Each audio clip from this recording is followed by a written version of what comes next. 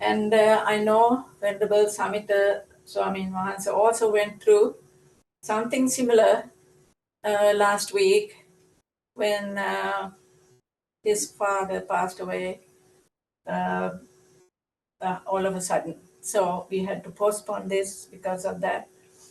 And losing a sibling or a family member is not easy. But for Hamadru, I know he is so much into Dhamma, and so not like us. So he understands that death is inevitable, and it's natural part of life. So anyway, uh, uh, I invite Venerable Samita Hamaduro to give us the sermon. Okay. Thank you. Thank you for the great welcoming and having me giving this Dhamma sermon. So the first thing we have to do is to take 5 precepts. Traditionally that's the Buddhist way. And those who would like to take 5 precepts, so you can bring your palms together and recite the Namaskara 3 times.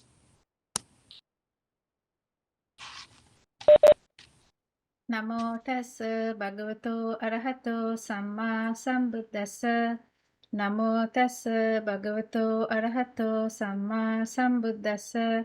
Namo tassa bhagavato arahato samma sambuddhassa. Buddhang saranang gacchami.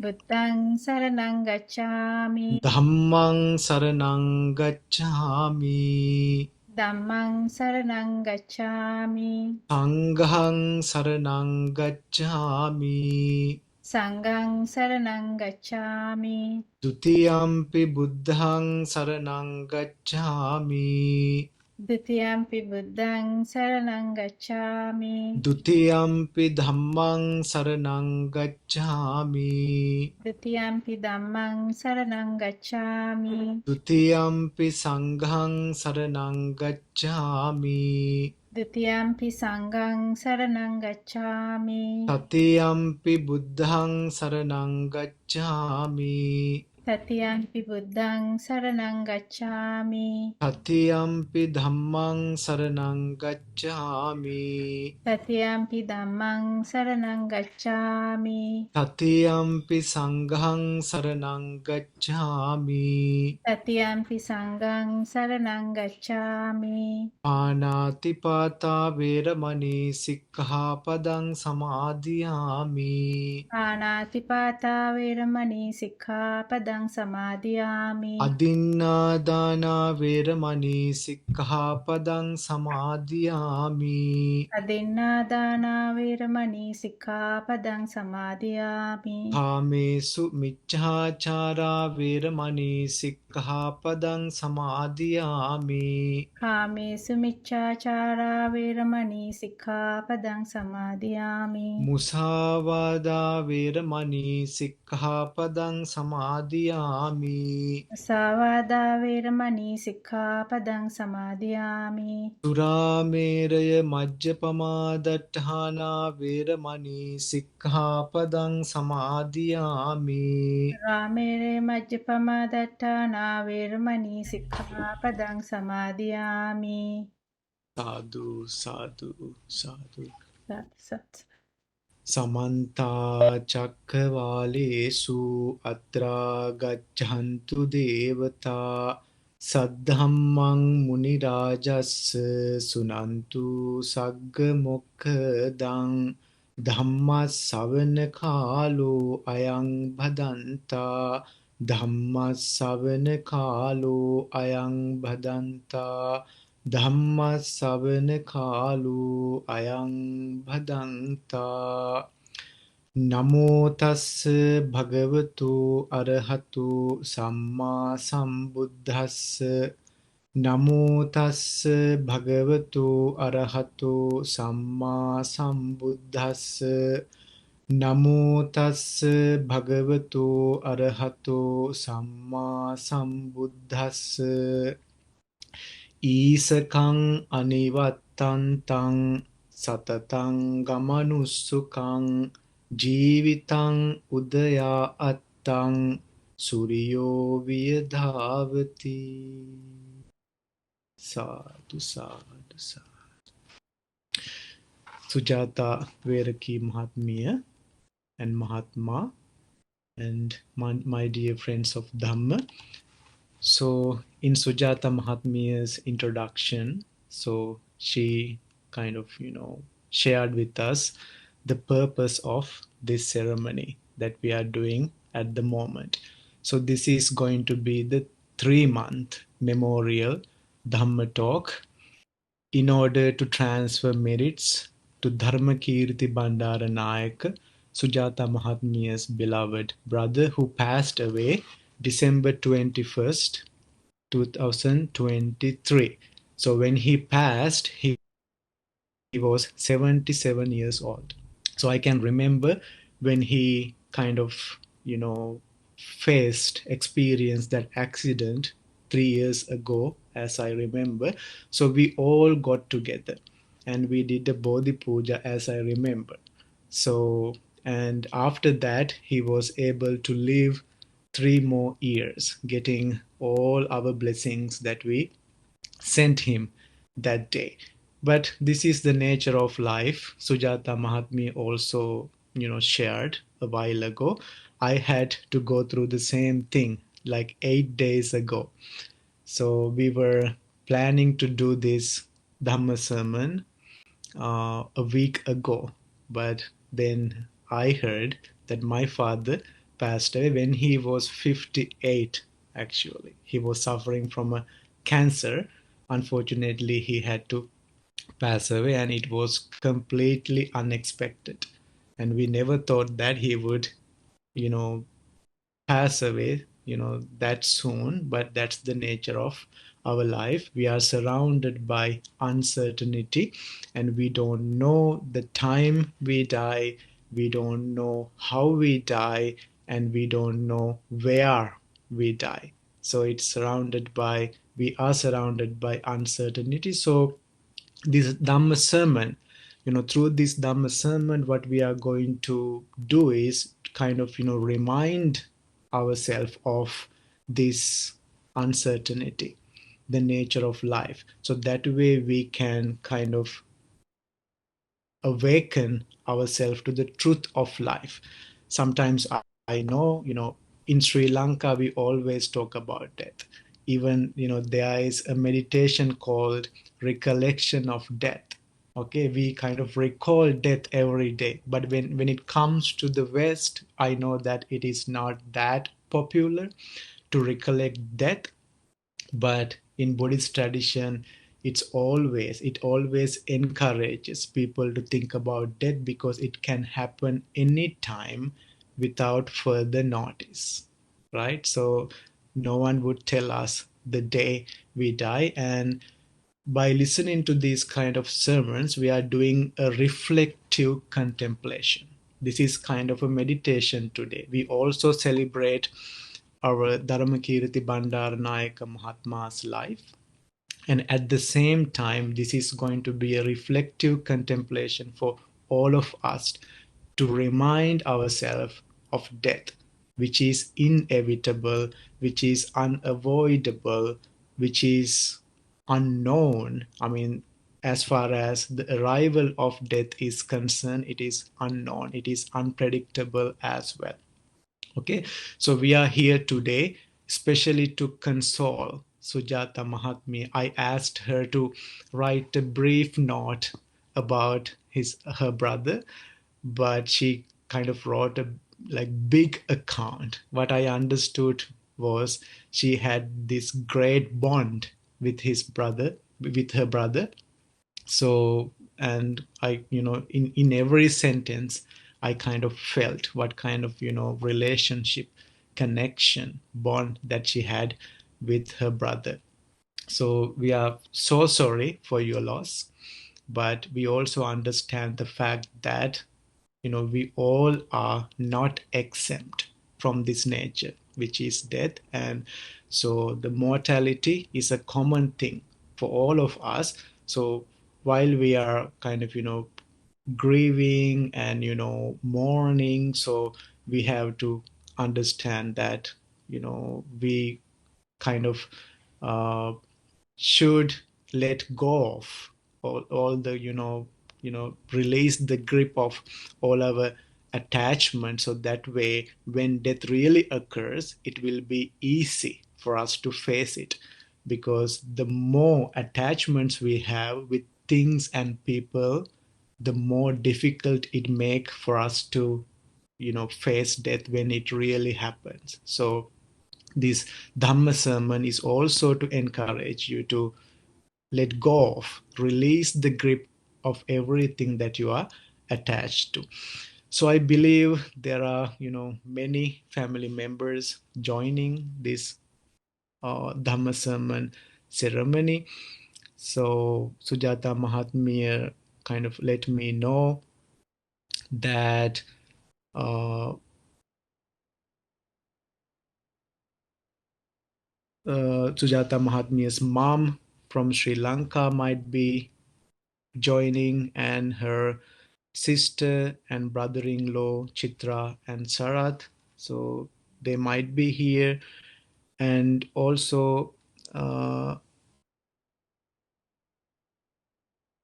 Sujata Mahatmya's sister and brother-in-law. So they are taking care of their mom, who's, I mean, like maybe more than 100 years old. So they are taking care of her in Sri Lanka. And they also have son and daughter. They are living, the son is living in Australia and the daughter living in Maryland, United States. And also Sujata Mahatmya's beloved son and daughter-in-law. So they are also joining, and everyone who uh, are the members of Magana. So Mahamaya Girls College Alumni Association of North America. So that's how I got to know Sujata Mahatma years ago. That's an association that does a lot of things for the sake of the world, especially to Sri Lanka, supporting, people, in many different ways. So we are really appreciative of that. And so, yeah, so we all are here to console Sujata Mahatmya, who is like greatly affected by her loss.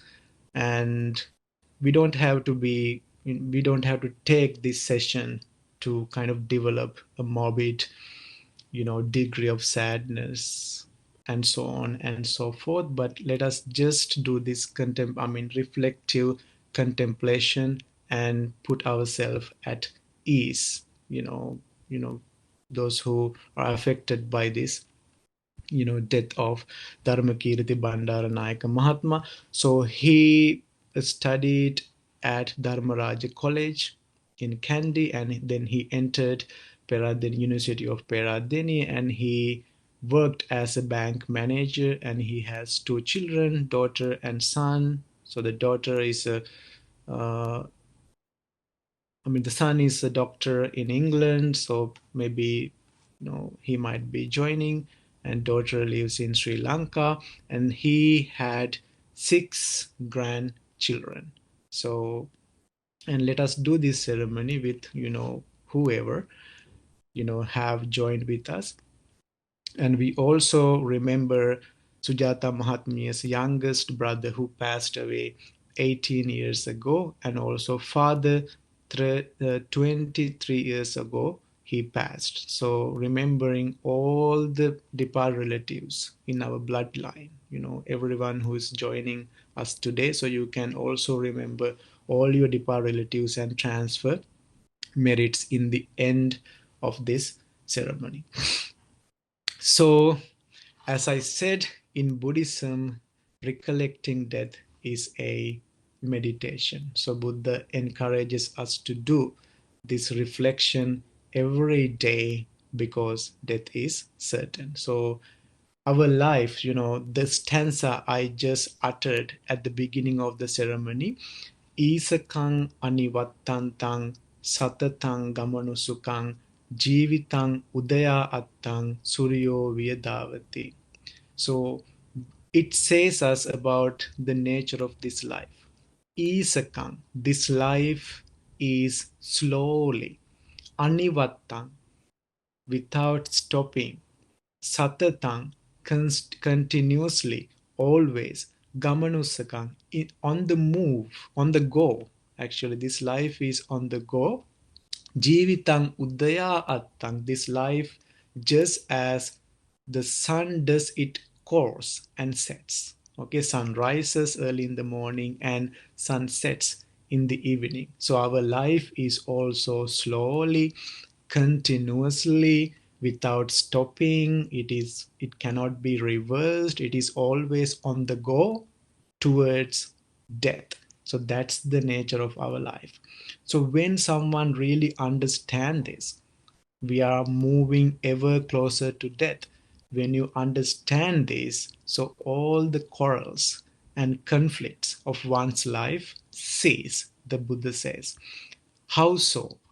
When we really kind of develop the perception of death, we come to an understanding that our life can be otherwise, meaning we might pass any time, and time here is limited. When time here is limited, so we have to really order our priorities. Sometimes we have so many trivialities in our life. Okay, we are trapped in so many things.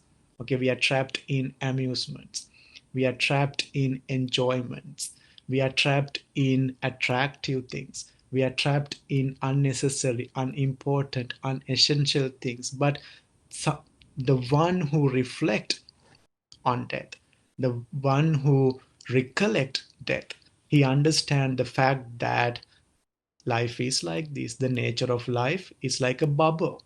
Okay, you might have seen the bubbles created by the raindrops on the ground. So they don't last for a long time. They just pop out. So it's like a bubble, this life. It can end anytime. And it is like dew on the top of the blade of grass. Okay, you might have seen early in the morning there are so many dews, like on the top of the blade of grass, and when sun rises they quickly evaporate. They start to evaporate so quickly and then vanish. So our life is also something like that. And also a lightning.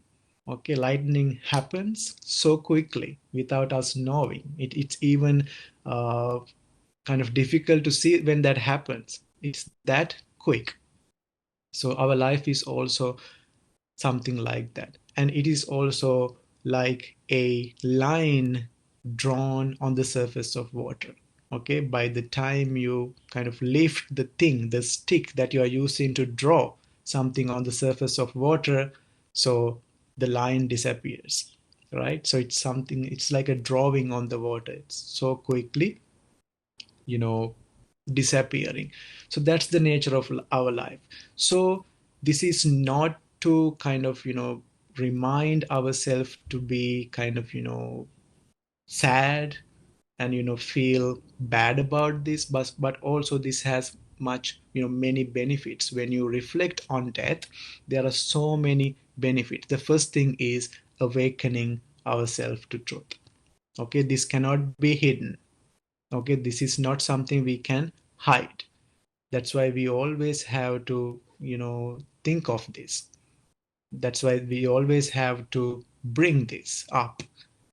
If we hide, then we are hiding the truth of life. So if you reflect on death, then you are awakening yourself to the truth of life. Okay, so that way you can pierce through the wrong view of permanence in life. Okay, sometimes you think that, okay, I want this to be like this, I want you to be like this, I want my things to be like this, kind of idea of permanence. Okay, so you don't want anything to change, you don't want anything to be different way than you think you have wishes, expectations, anticipations. Okay, sometimes things don't go to plan and you are sad at the end of the day. But for someone who's reflecting on death, he understands that. They know everything can change so quickly, and that way awakening ourselves to truth is helpful for you to have a peaceful mind, equanimous mind. Because when you cannot accept the nature of the life, then suffering is there. Buddha says that suffering is there because we are not ready to accept the changing nature of the world. Everything changes, but we resist the change. We cannot accept the change. Because of that, suffering is there. Because suffering is it's nothing other than taking the pain personally. Okay, now Sujata Mahatmya's brother passed away, and if you think this is something that shouldn't have happened, you cannot accept this. You resist the like very nature of the world, then there is only suffering left. Okay, because of the resistance, because of not accepting. But a contemplative person, someone who meditate on the subject of death, so he's not actually bothered. He's not kind of affected by anything that happened in the world because he accept the change.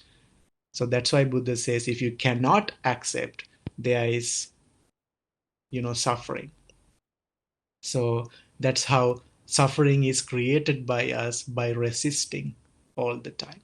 Okay, then you have to really understand the what you should give priority to, because we are surrounded by this uncertainty.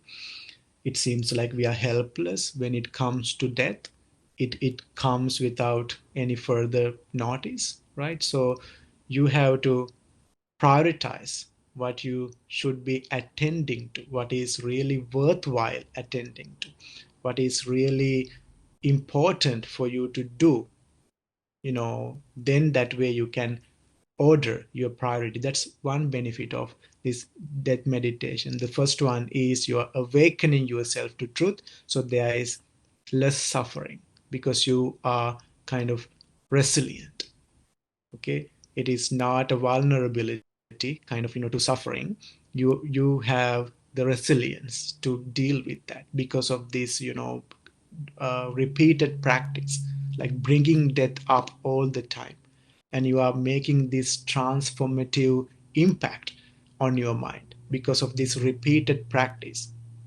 You are thinking of death all the time, and then you awaken yourself to truth, so that start to make an impact on your life eventually. So you are not really suffering when something like that happens. Like, we cannot be enlightened like overnight, but there would be less suffering as you start to accept things. So that's the benefit of this meditation. And also, when you recollect death, you can sympathize with others, you can empathize with others, you can identify with others. Okay, now this happened to me a week ago. My beloved father passed away. Okay, so my practice, I have been a monk for 18 years, so it came handy because of this practice. Okay, like all my family, like they were very sad.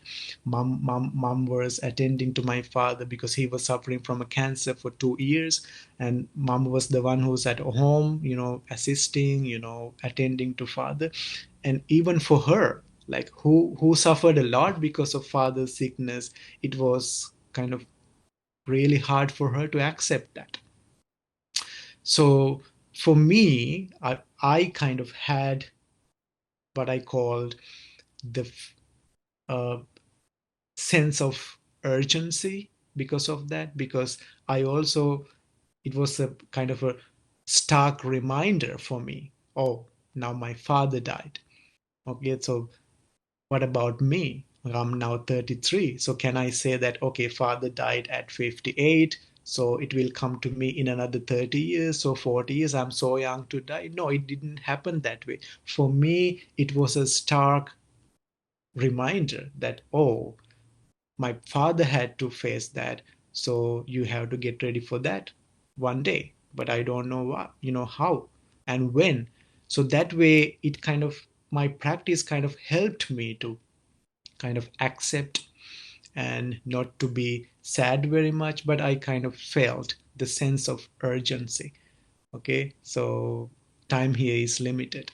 So I had some resolutions for the commitment to more and more practice because of my father's demise. But for my family and other people, it, they were affected in a different way. So when you do this meditation, so there is always less suffering. And I was able to identify with my father. Okay, you are now and I am next. So the same thing happened to me. And I also could be able to empathize and sympathize with my family because I felt what they felt. And I imagined what they were going through because of being one who reflect on death every day. Okay, if you do not reflect on that, you wouldn't be able to sympathize with others, empathize with others, identify with other beings. So when you extend this perception of death from yourself to others, so you see this common nature of mortality. Okay, so we are not exempt from this, so that way you can identify with others and look at this world. Okay, so everyone is fighting at each one's throat. Okay, so many wars declared, so many racial problems between races, and countries are against countries, like humane qualities kind of declining every day. Why? Because people are not compassionate enough, people are not loving and kind enough. Why? Because they do not understand that they are living at the moment, but they may die anytime. When you don't really reflect on death, you always live a self centered life. You always live a self serving, self regarding life. But when you kind of extend the perception of death from yourself to others, then only on the side loving kindness arising, compassion arising, because of this identify with others. We all are the same. Okay, the countries we live, that's different from each others. The languages we speak might be different. The food we eat different from each other. The way we wear, dress things, that's different. But one thing is common, that is mortality, that is death. When you understand that, so every quarrel, every conflict, every dispute, they cease, the Buddha say, when you really understand this, the fact that everyone is subject to death. And one more benefit. So when you reflect on death, so you kind of get an opportunity to think what kind of life you should be living at the moment, because everything is uncertain, as I said. Time, place, the cause of death, nothing is foreseeable, nothing is predictable. So we don't know really. It's every uncertainty is there. So when we are surrounded by uncertainty, so one has to think that what kind of life I should be living at the moment. So the life that you should be living according to Buddhism, it's a dutiful life. Because no one can you know kind of save anyone.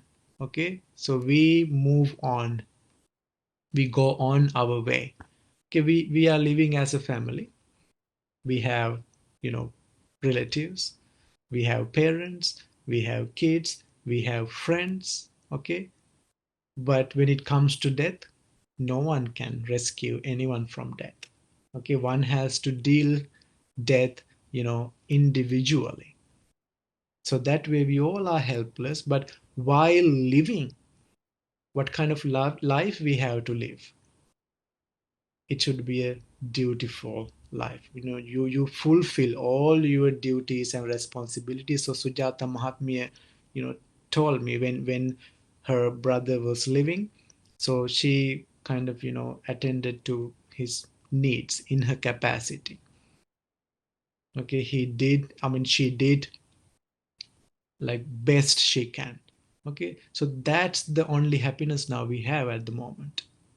Okay, if you are neglectful, if you are careless, if you don't care, so at someone's death, then there is sorrow, the guilty, the regret that you couldn't really do something when that person was living. So while you are living, what you have to do is just have a dutiful life towards your beloved ones, towards your friends, relatives. So that's the only thing we can do to help them while they are living. After death, so we all are on our own way.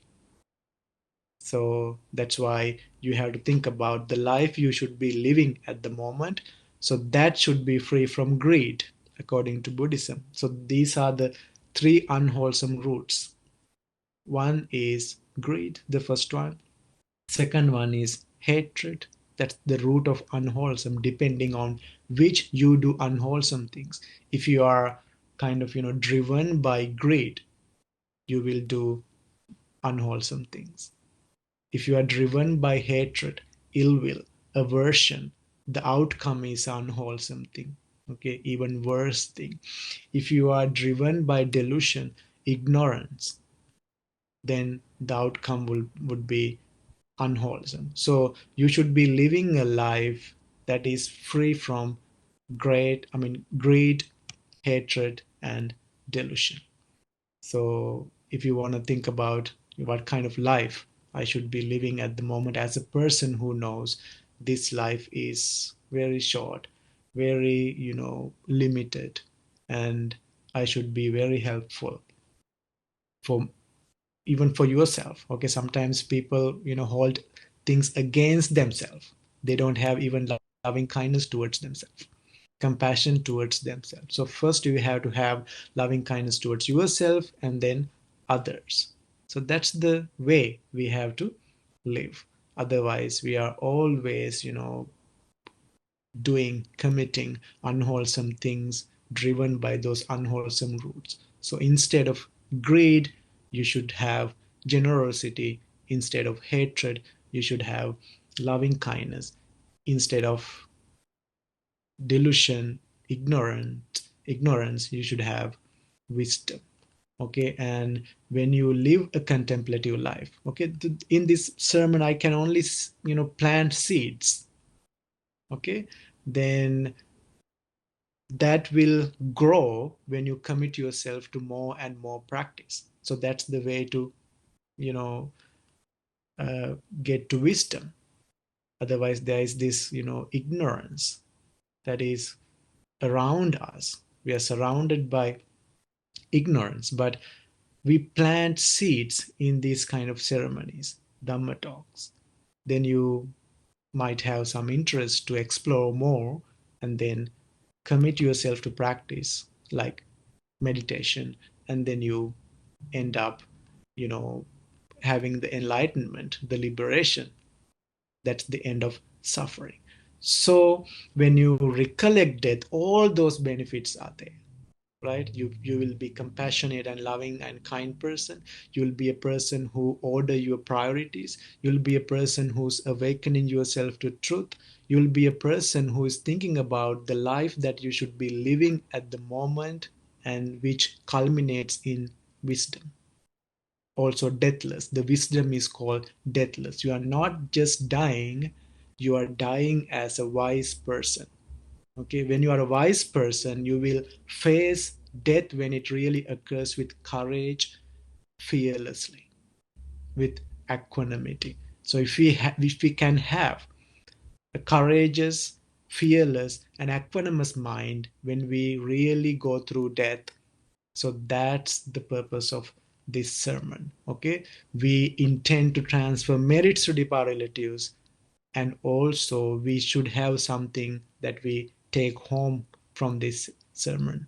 So it is to make the resolutions to practice more and more and attain deathlessness, attain the great wisdom, the liberation. Okay, so I'll talk about a little sutra because now I kind of encourage you to, be more committed to your practice. And then I should talk about part of one of the Buddha's discourses that kind of, pave the path to liberation. So that will be beneficial for all of us. So the sutra I'm going to talk about today, that's a long sutra, but I just picked one part which is like very important as far as the extirpation of suffering is concerned.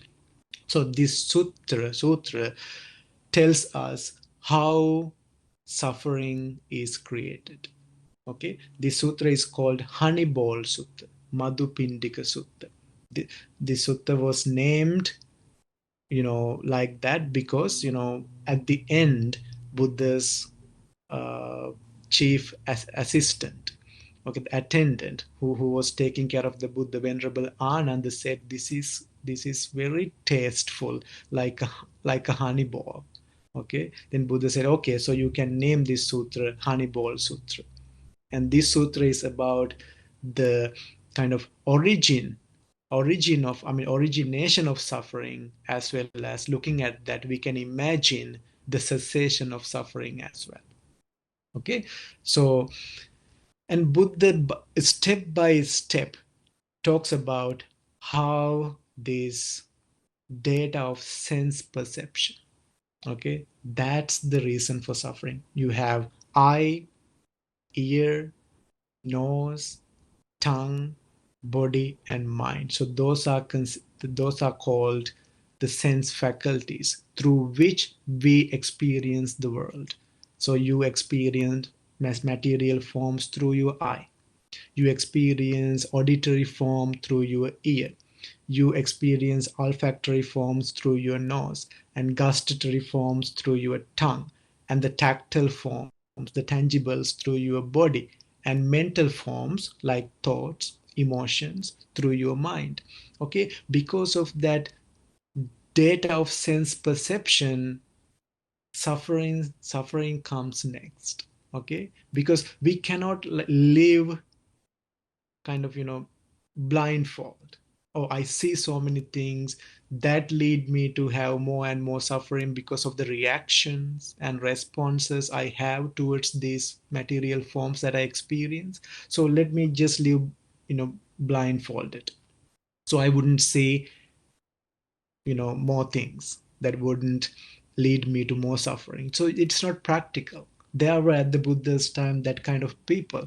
Okay, so one ordained in Buddha's tradition, and his friend ordained in another religious leader's tradition, and they got together after 4 years. And the Buddha's disciple asked that disciple, do you do any meditation? And the other disciple from the other traditions, yes, we do what we call Indriya Bhavana, the development of faculty. Okay, the faculties are eye faculty, ear faculty, nose, tongue, body, and mind. So he said, yeah, we do something called development of faculty. Then Buddha's disciple asked, how do you do that meditation? Then he said, we close our eyes because we see things. We close our ears because we hear things.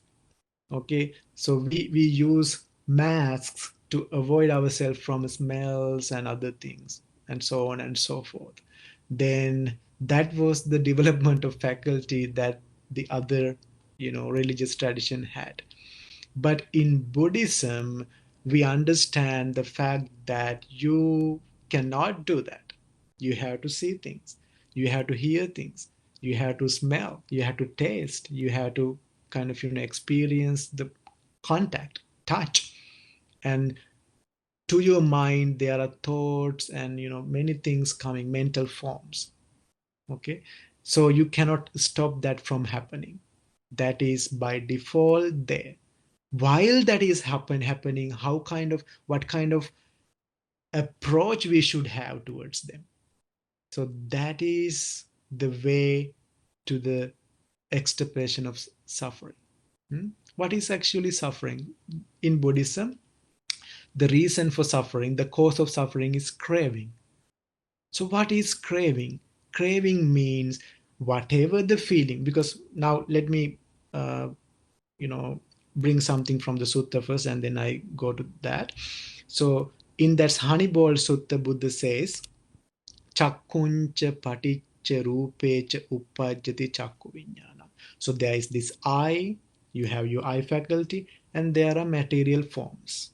Okay, so chakkuncha paticca rupecha. Now there are two things. You have your eye faculty and then material forms. So both together give rise to eye consciousness. Tinnan sangati passo. Chakkuncha paticca rupecha uppajjati chakku vijnana. Both eye and material form together give rise to eye consciousness, according to science. So we study this. I haven't done any high education with regard to sciences. Okay, this is my knowledge from my 11th grade. So, and all those reflections, okay, the stimulations that we get from the sense process, so those are sent to brain, but through some I don't know the vocabulary for that. So likewise, so this eye and material form together give rise to eye consciousness. So because of that eye consciousness, you come to know, oh, this is a tree, this is a man, this is a woman, this is a plate, this is a cup. Okay, so that eye consciousness, because of the eye consciousness, we come to perceive things. The perception is there. Tinnan sangati passo. Then passa paccaya, the kind of unity of three give rise to contact. Okay, that's when your brain gets the message. Oh, I saw a thing. This is a sound. This is a smell. This is a taste, and this is a touch. So like you can differentiate, you can distinguish between the faculties. This is from the eye, ear, nose, and so on and so forth. And that's because of contact. And after contact, there's feeling. Okay, it's like even though it has kind of a sequence, they are like arising at the same time. So someone might question, oh, so contact is there and feeling comes after. Okay, is there any difference? It's no different. But Buddha, through his great wisdom, he saw that kind of sequence, but it is not that kind of touchable and catchable by us. It's all together, everything all together. But for the sake of understanding, let us take it as a sequence. Okay, so the eye, the material form, eye consciousness together give rise to contact. Because of contact, there is feeling. Okay, like they're born at the same time, on the other hand. And because of this contact, up to that, it is impersonal process. This is where I wanted to get to. Okay, up to that, do you have any control? There's your eye, there's your ear, there's your nose, and there are relevant, respective objects, maybe a sound, smell. And up to feeling, you don't have any control. Okay, that is a impersonal process. Up to feeling, you feel something. Feeling in this case means you kind of distinguish, oh, this came through my eye, this is a sound, in that sense. Okay, there's feeling. After that feeling, now there is this ego in us, I, the ego of I. It is sleeping. Okay, it is sleeping. And that ego kind of wakes up. Up to feeling, it was an impersonal process. You had nothing to do with bringing any sense object up. It, I mean, like naturally comes to you. Any sound, any material form, any taste, any contact. At the level of feeling, there is this sleeping, like dormant. Hmm? Dormant ego now is ready to accept. Oh, I see that. I hear that. I taste that. Okay, up to that, there was no I. You can't even tell that because you had nothing to do with any sense object coming into contact with you. It is by nature. Okay, naturally comes to you. And at feeling, there is this sleeping ego. Now think, I see, I hear, I taste. Okay, now there's this intrusion. Okay, according to Buddhism, that's an intrusion which is not really there, but we have that mental disposition in us. Okay, like according to your age, I'm 33. At 33 years, for 33 years, there's an ego I developed because everything should go through me. I see, I eat. Okay, that intrusion of ego happens because of our dispositions. We call them habitual tendencies. Okay, so we did it that way, so it happens the same in the future as well. When something comes into contact, then you are like, yes, I.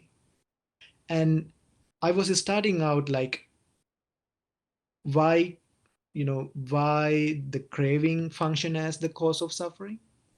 And then I asked the question, what is craving? What does craving mean? So craving means, I wanted to explain this up to this level because craving means whatever the feeling you have, maybe painful, pleasant, sometimes neither painful nor pleasant. Okay, those are the three feelings we have. As we experience the world through our sense faculties, there are three feelings arising. Painful, pleasant, neither painful nor pleasant.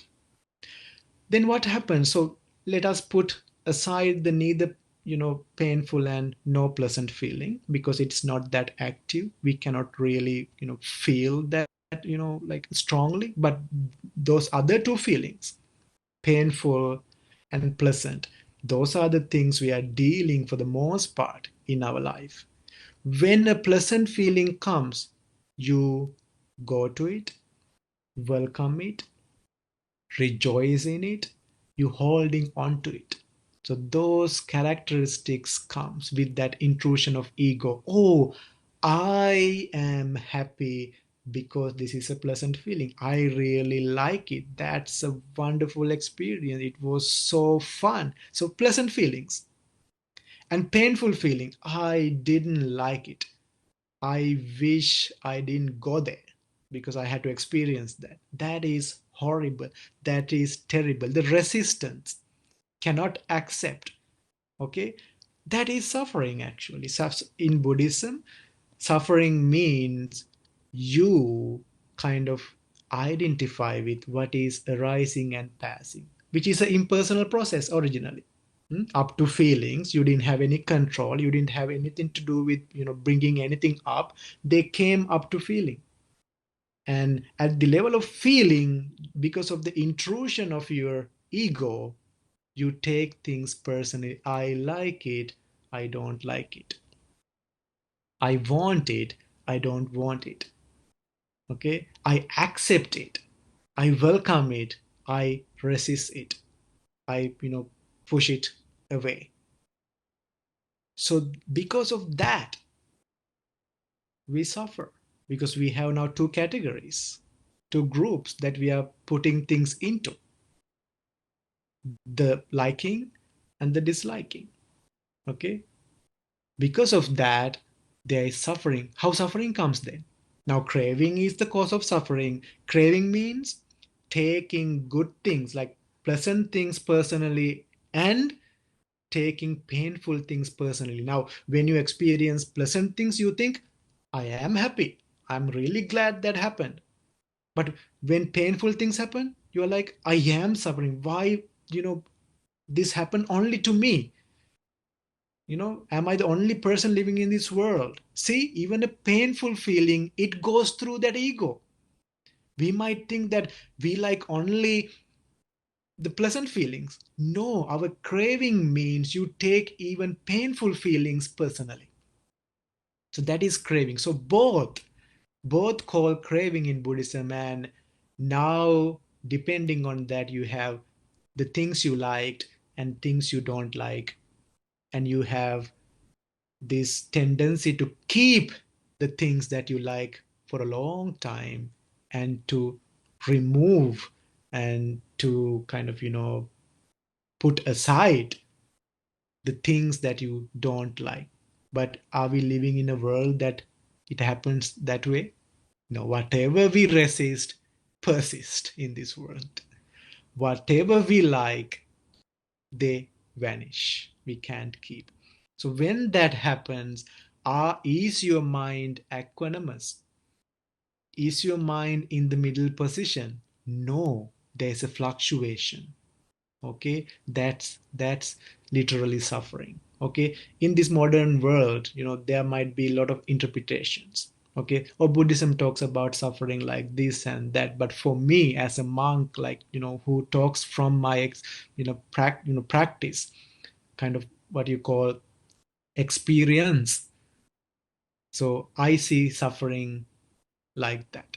Suffering means when things come into contact with us through our six sense faculties, we cannot find the equanimity in our mind. There's always grabbing, holding on to, resistance, resentment because of painful and pleasant feelings. So for an enlightened person, he also live in the same world. Someone who ended suffering because of through his meditation, he kind of managed to keep the equanimous mind no matter what occurs, no matter what ceases. Regardless of arising and passing, he always managed to keep the middle position, like resort to the middle position, keep the equanimous, balanced mind. So that's why we need meditation. Okay, so that way we can extirpate suffering. Only finding equanimity. Can you stop the rising and passing? Can you live blindfold? Can you live like covering your ears and things?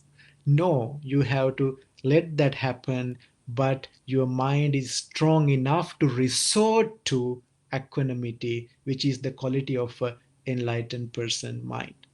We have a mind of restlessness.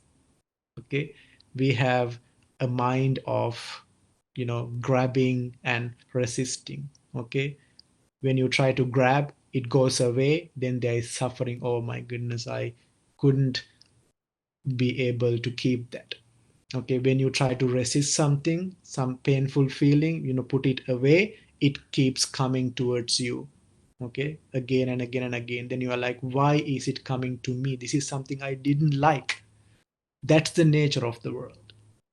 We cannot change that, but the mental approach can be changed through practice by training and conditioning our mind to be that way. So both liberated people and ordinary people live in the same world. But the liberated person find himself always at ease. But ordinary people find themselves always at, in chaos. Okay, there's always a conflict. There's always dispute, quarreling, fighting, talking back and forth, arguments, debating, taking up of sticks, weapons. Why?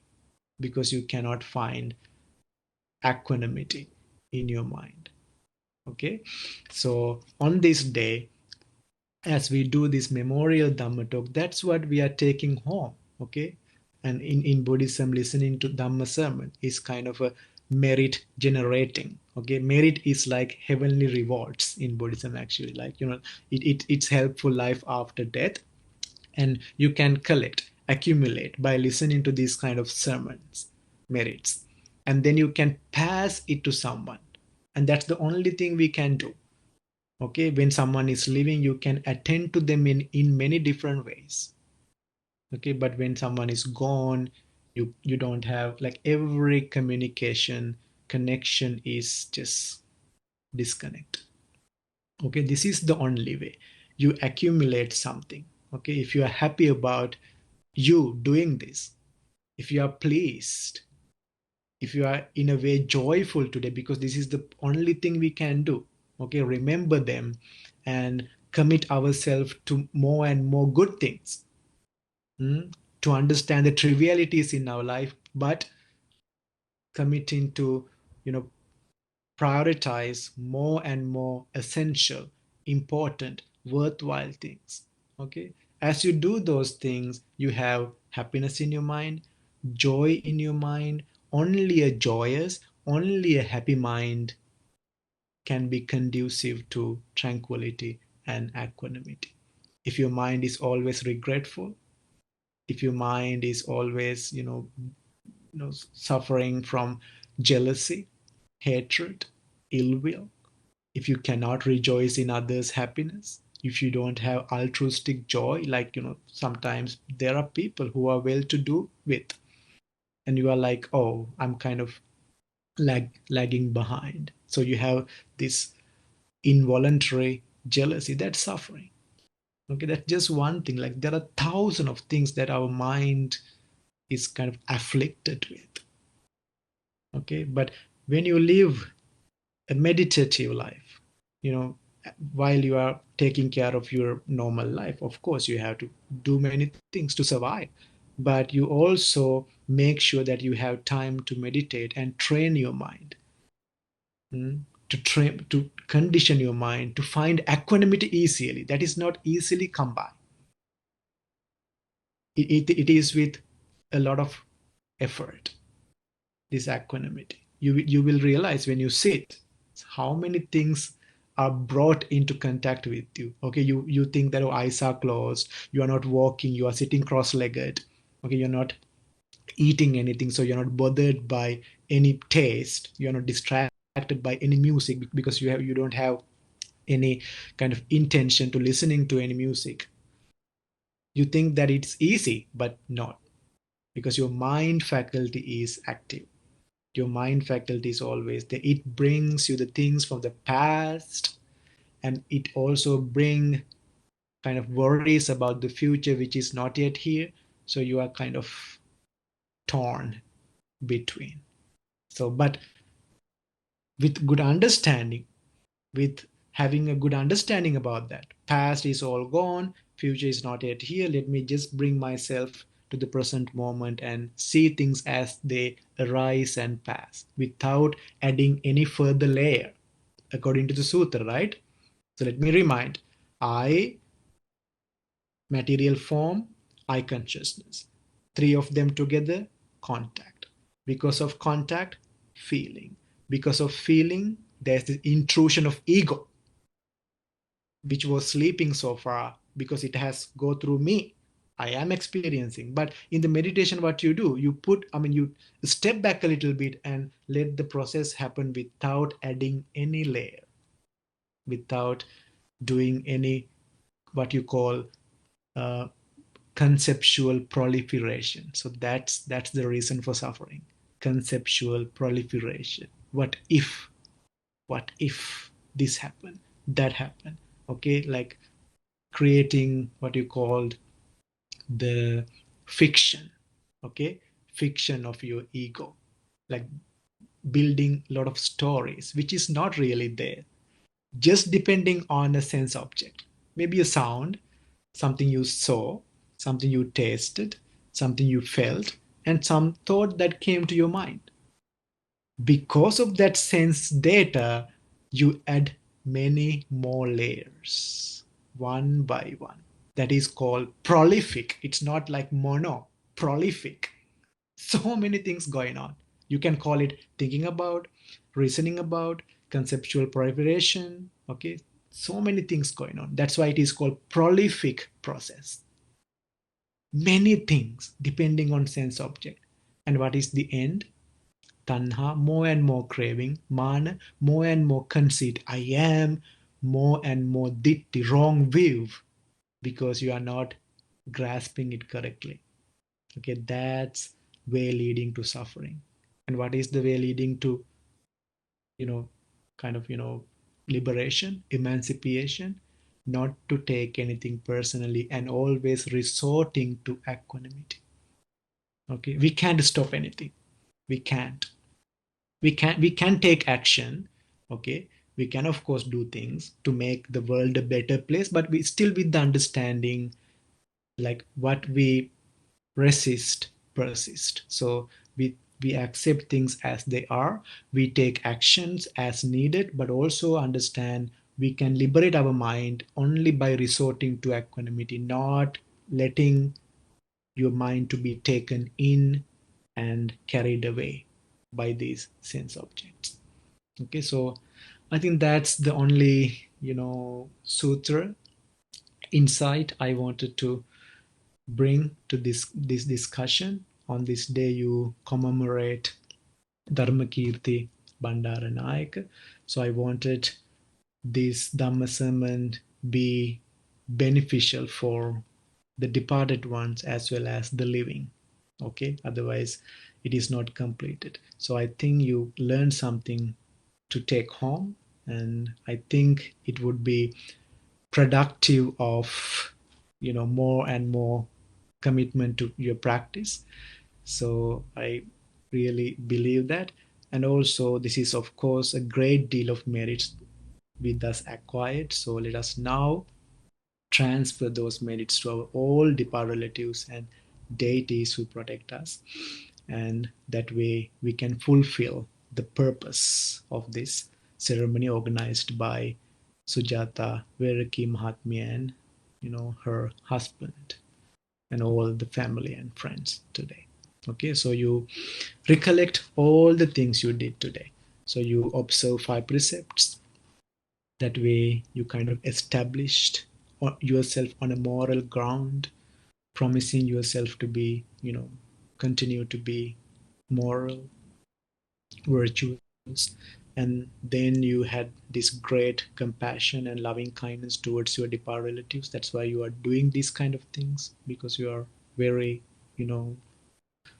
loving and kind, and you have deep concern for the well-being of others, even for the dead and gone.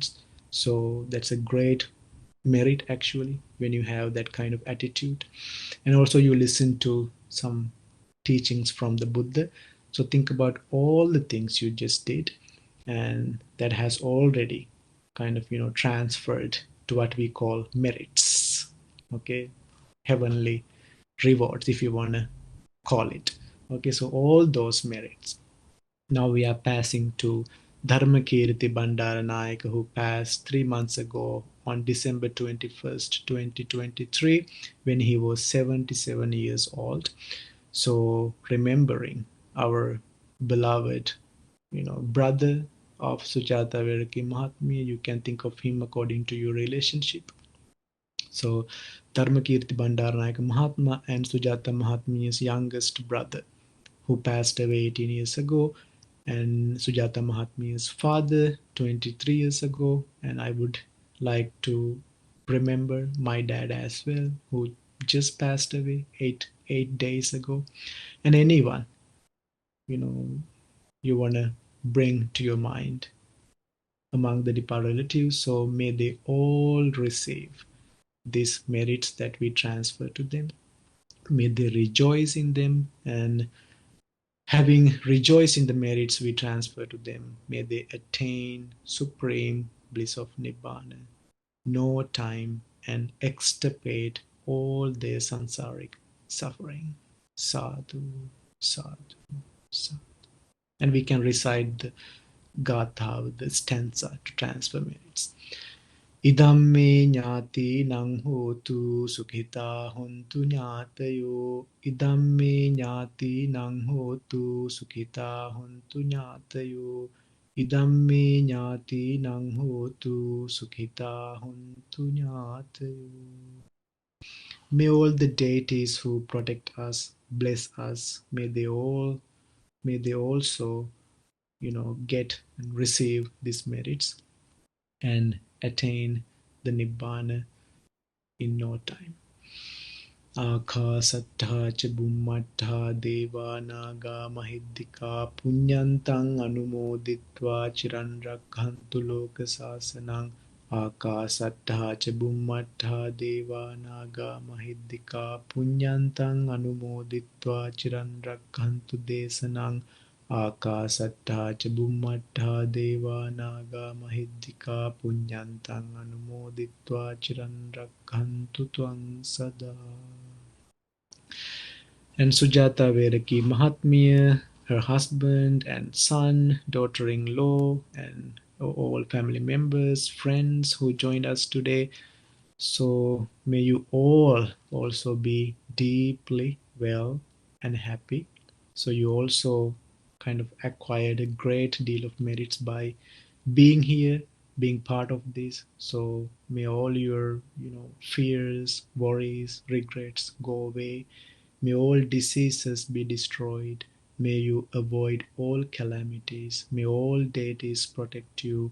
May there be well-being and happiness in your life. And may you be blessed with longevity. And may you also attain supreme bliss of Nibbana or peace, according to whatever belief you have. So may all your good purposes with regard to this life and life after death be fulfilled. So you can repeat after me. Idam me punyang asavakkaya vahang hotu sabba dukkha pamunchatu hotu nibbana paccaya. Imina punya kammena mame bala samagamo satang samagamo hotu yava nibbana pattiya. Okay, may the triple gem bless you. That's the end of the Dhamma sermon, but so Sujata Mahatmya, so you can do whatever you want. Maybe you will have some thank you note. Unmuted. Mrs. Vedaki, it's unmute.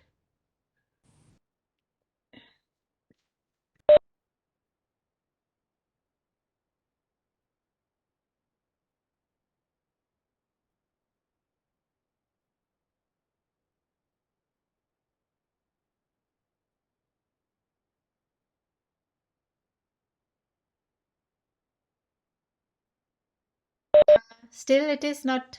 Okay, unmuted. Okay. Venerable Samit Hamdrone, thank you so much for accepting our invitation and giving such a valuable sermon. And I really appreciate it. We all enjoyed, I think, and it was very useful. We understood, how to control our feelings, and at this time of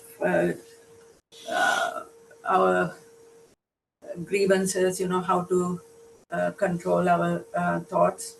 And also, we are grateful to all attendees,